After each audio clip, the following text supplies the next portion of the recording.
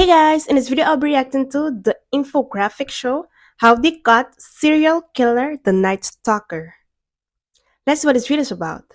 Let's Richard Ramirez, aka the Night Stalker, sits in court after being sentenced to death. He growls, Ooh, "You maggots make me sick." He composes himself and goes on, "You don't understand me. You're not expected to. I will be avenged. Lucifer dwells in all of us." That's one reason this man was called evil. He was a serial killer that seemed to accept he was evil, perhaps doing the devil's bidding. He also seemed to relish his celebrity status, much like other maniacal serial killers such as Ted Bundy. One of the categories that serial killers sometimes fall into is the missionary type. Murderers what? who, for some messed up reason, think they're doing the work of a higher power. They would usually say they're working for God, cleaning up the streets, getting rid of human garbage, etc. What? These are people that need help. They need help. But Ramirez seemed to think Satan had hired him. Hired for what, you might wonder? More of his ranting in court might explain that, if not entirely, given the magnitude of his madness. He said, "I don't believe in the hypocritical moralistic dogmas of this so-called society. I need to look beyond this room to see the liars, haters, the killers, the crooks, the paranoid cowards, truly trematodes of the earth, each one in his own legal profession." If you're wondering what a trematode is, it's a kind of parasite. Ramirez blasted society for what he saw as hypocrisy, saying there are those that kill for policy clandestinely or openly, as do governments of the world, which kill in the name of God or country. Okay, Richard, some people What? might have thought back then. Maybe you're right, and the governments of the world, in the name of imperialism and economic power, have done some rotten things. But how does that excuse what you have done, namely some of Exactly. the worst crimes in the history of the USA? Now, let's go back a few years. On June 28, 1984, a 79-year-old woman named Jenny Vincout was found dead in her apartment in northeast Los Angeles. Police believe she'd been sleeping when an intruder entered the property and attacked her with a knife. The assault had been so brutal that cops didn't immediately think it was a break-in gone wrong. The killer had made a point to be excessive. Ramirez didn't strike again until almost a year later. That was when he shot 22-year-old Maria Hernandez. She survived, but her roommate didn't. Less than 1 hour later, he shot and killed a Mm-mm. 30-year-old woman. Two murders and one attempted murder in the space of an hour, even in violent LA, was a big deal. The press reported that some kind of ghoul was lurking in the night hours, describing him as having rotten teeth and bulging eyes. Some called him the Valley Intruder in the media, a boogeyman if there ever was one. He was just getting started. 10 days later, he killed a married couple, Vincent and Maxine Zazzara. When police arrived at the scene, they found Maxine's body. So he's just out here going on killing sprees. So he's just acting like it's a regular day. Now he's sick. He's sick in the head. Sir, he's just out here randomly killing people. It's like, get alive. Find a hobby or something that is not killing people, you know? Body mutilated with the eyes removed. The same kind of gun in the previous murders had been used, but now they had another clue. That was a footprint in a flower bed made by a pair of sneakers. Brand? Avia. About a month and a half later, he killed another couple. 2 weeks later, he attacked two sisters, Mm-mm. both in their 80s. He beat them viciously with a hammer and even used an electrical cord to torture one of them.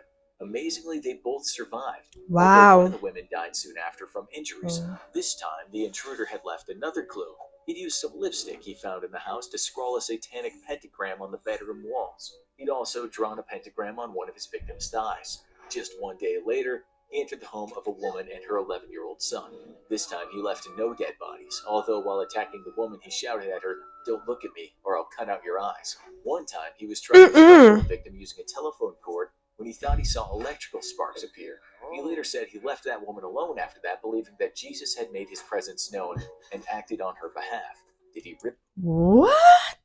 Nah, this man is a different type of crazy. believe that? We think he probably did. With another victim he had tied up, he demanded to know where all the valuables in the house were. He screamed at her to tell the truth, saying, "Swear on Satan." He did that the same night he killed another elderly woman. Mm-mm. Footprints were found on her battered face. They could be traced back to a pair of Avia sneakers. 2 weeks later, he used a machete and a gun to kill another elderly married couple.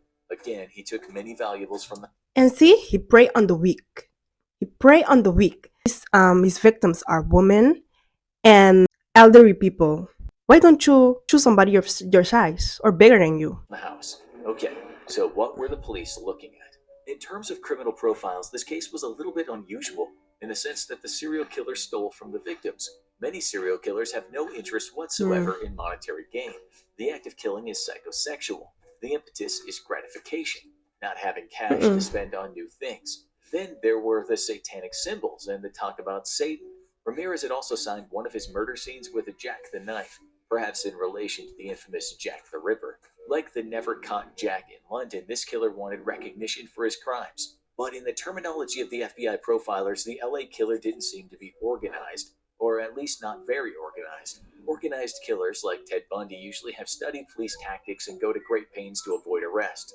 They're often Mm-hmm. quite bright and can be the guy next door with a good job rather than street hustling heavy drug users like Ramirez. If Ramirez was what criminologists call forensically aware, he sometimes didn't show it. He left footprints behind when a more astute killer would have known not to do that. He also was seen by some of his victims and he let them live. According to the FBI's serial killer catching folks, named the Behavioral Sciences Unit, think Silence of the Lambs, this killer didn't really fit into any kind of category. He was a bit of everything. He obviously got off on having power over victims. He was no doubt a sadist, given how he tortured some of them, but he was also a two bit thief. On top of that, serial killers, at least the organized type, usually planned their murders, sometimes Mm-hmm. meticulously. With this killer, it was as if he was going on some kind of mad rampage. His crimes came one after the Mm-mm. other. Another of them involved Ramirez entering a family home.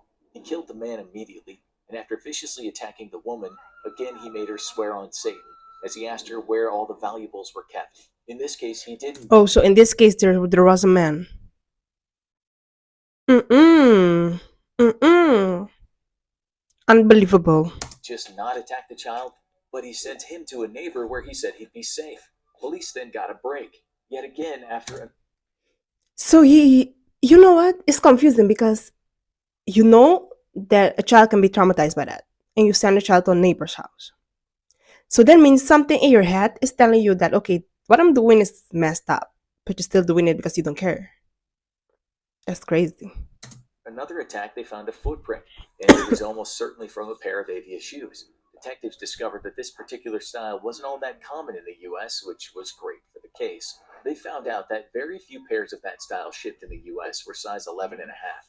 In fact, to get Mm. that size in LA was almost impossible, given that only one store in the city had received a pair.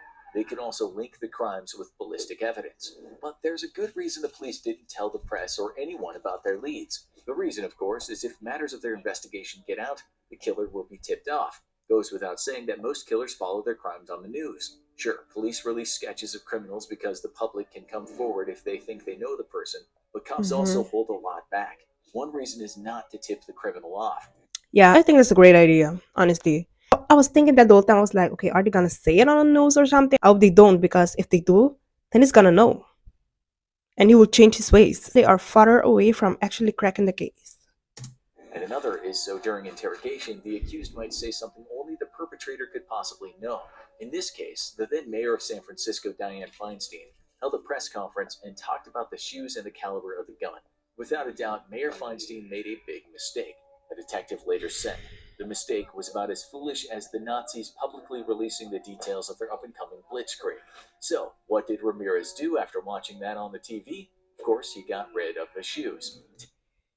What? I was giving them props just a few seconds ago, and now you're telling me they exposed. They say what type of shoes it is? Like, come on, come on, come on, people! You gotta do better.